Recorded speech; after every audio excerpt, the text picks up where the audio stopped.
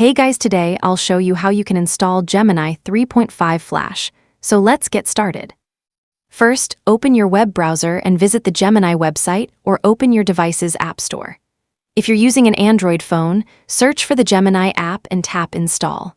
On an iPhone or iPad, open the App Store, search for Gemini, and download the app to your device. Once the installation is complete, open the Gemini app and sign in with your Google account.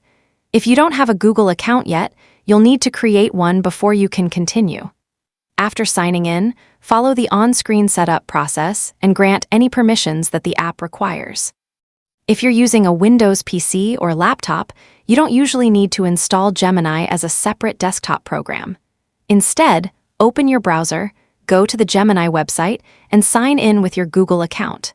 You can then access Gemini directly from your browser whenever you need it. After logging in, check the available AI models.